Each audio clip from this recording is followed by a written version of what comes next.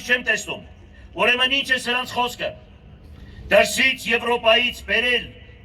բաժկեր, ասֆալտապատում անել, բակերի վերականգնում, բայց աշխատատեղերի ստեղծում, կոնկրետ ծրագիր ես չեմ տեսնում, իսկ դա էլ անում են լոկ նրա համար, որ երկիրը գցեն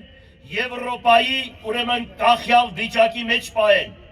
որպեսզի այնտեղից ինչ թելադրեն իրենք կատարեն։ Հիմա մեր ծորներից բռնած պետք է ոչ թե թորները, ծորներից բռնած այսօր տալիքի տակ է։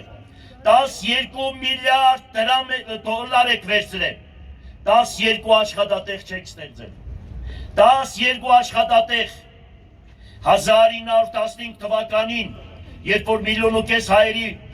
մորտազերծեց այս բարբարոս ազգը, ցեղը, ուրեմն պատկերացրեք դրանից հետո անցել են այլ տեսակ մոտեցման, ինչ են անում, 91 թվականին, երբ որ մենք անկախացանք, Հայաստանի բնակչության թիվը կազմում էր 3 միլիոն 700 հազար բնակչություն էր, հիմա դարել է 1 միլիոն 800 կամ 2 միլիոն, ինչն է պատճառը, որ հայ ժողովուրդը լքում է իր բնորանը,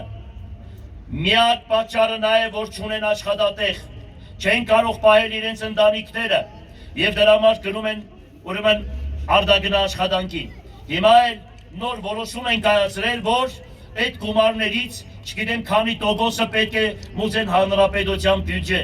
Դա նշանակում է, որ այդ մարդկանց ուրեմն հետ գալը, ուրեմն պետությունը հատուկ այդ ծրագրով ուրեմն այնպես անում, որ արտագաղթը ուրեմն ավելի շատացնեն այդ սկզբունքով եւ մարդիկ ստիպած գալիս իրենց ընտանիքին այստեղից տանում են ու դրա համար մեր թիվը կազմում է 1 միլիոն 800 հազար բնակչության թիվը, բայց թուրքերն էլ, ադրբեջանցիներն էլ մեզ հետ անկախացան, 5 միլիոն են, հիմա դարել են 10 միլիոն, որովհետեւ պետական ծրագիր կա։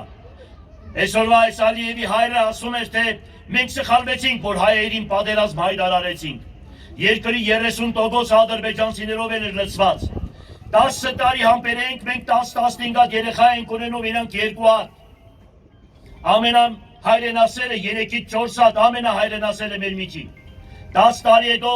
Հայաստանը ինքնին կդառնար Ադրբեջան, ոնց որ այսօր արվում է վրացիների հետ։ Պատկերացրեք, Վրաստանի 40% եւ ավելին արդեն մուսուլմաններով, այսինքն իրանցով լցված է։ Եվ հավատացեք, Վրաստանը արդեն ահազանգում է, որ նայեք, երկիրը կործանվում է, եւ հիմա սրանց ծրագիրը հատուկ բռնել են Հայաստանի Հանրապետության գլուխը, ամբողջ երկրի ունեցվածքը իրանց ձեռքին է, հանք արդյունաբերություն ամբողջությամբ մի 10-15 ընտանիքի ձեռքին է, երկրի բոլոր ունեցվածքը 10-15 ընտանիքի ձեռքին է, քեզ որ բերեցինք դու խոսք էիր տալիս, որ մենք գալիս ենք, որ գողունը հետ վերադարձնենք։ Ուր է այդ գողունը։ Ինչ ջիպ, կատլետ, հերիք չէ խապես, ինչ կատլետը դուք է, մեզի բերիր երկիրը շենացրը։ Ես ուրեմն հատուկ եկել եմ կոմունիստական կուսակցությունն եմ նախընտրել, որովհետև այդ կուսակցության հետևը չի կանգնած ինչ որ նախկին առաջի համարներ, ազատ է, և եթե այսօր 8 թեկնածուին նայեք, հիմա արդեն պիտի ասեմ, ոչ մեկ անկախ չեն, ոչ մեկը, որին նայում ես, մի տեղ տեսնում ես հետևը, և դիմացը ես հիմա բարձրաձայնում եմ, այ եկեղեցու զանգերն էլ տվեց, խաչն ու ավետարանը վրա ինչ որ ասում եմ, ես հավատացյալ տղա եմ, և գիտեք, որ ասենք ինչ բան է, խաչակնկել ու ասել խաչն ու ավետարանը վրա, ուրեմն իմացեք, ես հիմա ասում եմ այդ մնացած թեկնածուներին, որոնք ընդդիմություն են, եթե դիմացը, դուք ինձանից շատ ձայն հավատեք, որևիցե մեկըտ, միանշանակ իմ ձայներս տալու եմ ձեզ, առանց պետական պաշտոն զբաղեցնելու, բայց եթե ես հավաքեցի, դուք ինձ չմիացաք, եթե 3 հոգի իրար հետ միացաք ու ինձանից շատ ձայներ հավաքած չեղաք ու ինձ ասեցիք, որ պիտի մեզ միանաս, իմ շատ ձայներով, ես կասեմ, որ դուք համագործակցում եք ՔՊ-ի հետ և Նիկոլի դրածոներն եք, եթե ոչ դուք ինձ կասեք,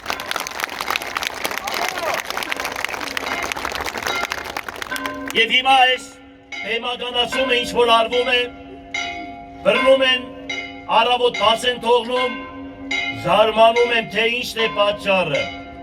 Չեմ ուզում ես այսպես խոսել,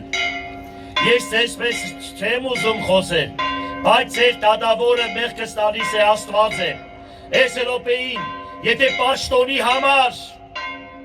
ձեր գրվանի համար, պաշտոնի համար ուզում եք նորից ժողովրդին խաբել, ուրեմն հիշեք, երկնքում եւ այս աշխարհում եւ հանդեսյալ կյանքում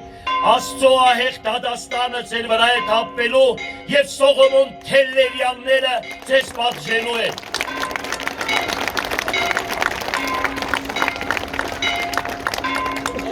Որեգա